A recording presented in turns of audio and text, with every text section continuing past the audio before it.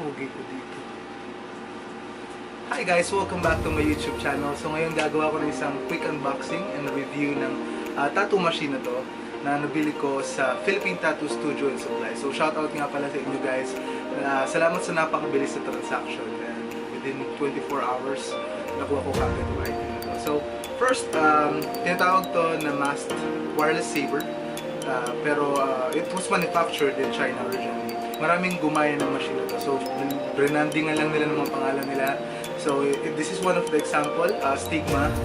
Next one is Dragon Hawk, Trillium, Zulong, and Hyperion. So pare-parehas lang talaga sila technically. Same yung specification, quality, and yung design. Price may vary, depends kung saan yung bibili. Kasi of course, may kanya-kanyang pangalan na sila. Pero actually, isa lang din sila. So ngayon, titignan natin yung laman ng box na to. So tignan natin kung anong kaya niyang gawin ng mga features na meron siya. So susubukan ko rin ito mamaya. Okay guys, so let's go ahead and unbox this Stigma Mast Wireless Saber. So let's take a look in what's inside the box. There you go. So first, nakita natin ito yung tattoo pen or tattoo machine. Napakaganda ng quality, ng build quality niya. It's made in aluminum, so mukhang matibay, medyo maganda yung weight na nabibigay niya. And ito yung adjust para itaasan yung voltage, ito yung babaan, and this is the power button.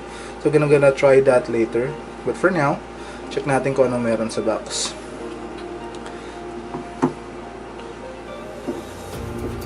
So meron siyang kasamang dalawang aluminum na grip. So of course, papalitan yung grip nito, and merong mas mataba, then merong mas manipis na grip para sa mga, depende sa taste nyo. Okay, so plus meron ding 2 disposable grips. So ito yung mas malaki, then ito yung mas maliit na part. So mas magaan to compared dun sa aluminum. Yan. So total of 5 grips ang kasama niya sa box. Okay, kasi meron pa isa dito. Then meron din siyang kasamang, I believe this is the type C. Okay, there we go. So ito yung type C cable for fast charging ng wireless pen na to. So balikan na siya dito guys. This machine. So this machine has a Mabuchi motor, okay, and it can run from 5 up to 120 volts. Okay, let's go ahead and check it out. There you go. So yan yung max niya, 120.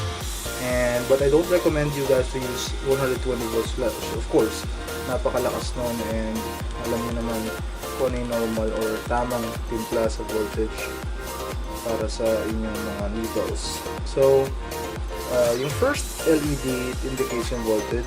Itong second, pag nandun siya second LED, it indicates the battery percentage.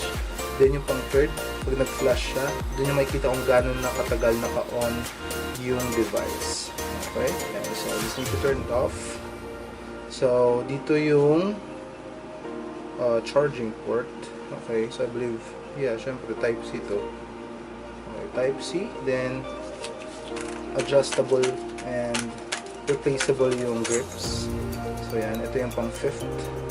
So mas gusto kasi medyo malalaki para mas compact or mas komportable siya sa kamay. So ang kagandahan dito sa machine na to, kasi yung grips niya may lock, tumutunog. Naririnig niyo naman bawat click. So mas gusto ko yung gano'n kasi yung sa ibang tattoo pen or machine na basta lang maikot. Then buwan natin lagyan ng needle. Okay,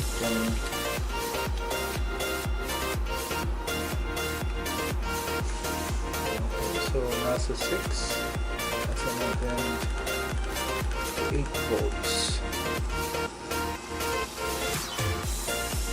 Ayan. Okay, so it runs very smoothly, and komportable siya sa kamay. So, tingin ko mas maganda yung mga outline, mga lining dito. And since okay yung grip, mas makakapag-shade ka na maayos. Okay.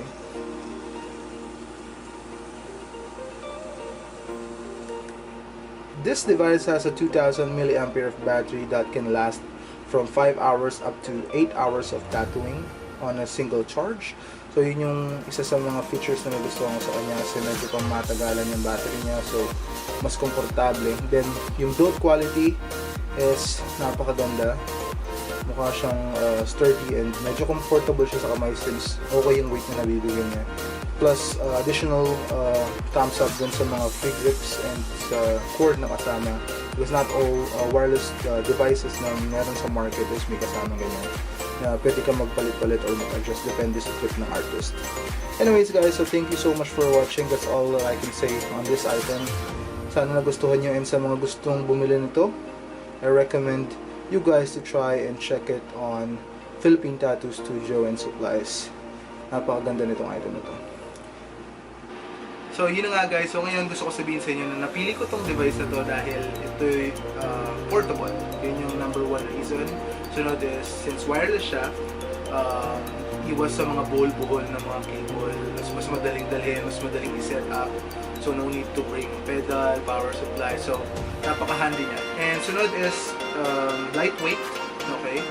Compatible siya sa iba-ibang cartridge, so hindi siya sobrang selan.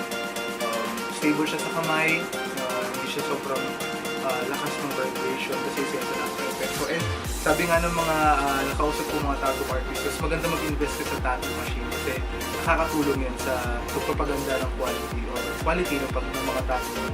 Kaya nga ngayon, gusto ko na siyang subukan, excited na rin ako. And hopefully makapag-message kayo para mag-inquire or mag-send sa akin ng mga pictures and mag-try naman natin kung gawin sa inyo. So again, thank you so much. And again, this is your boy, Julie. Bye for now.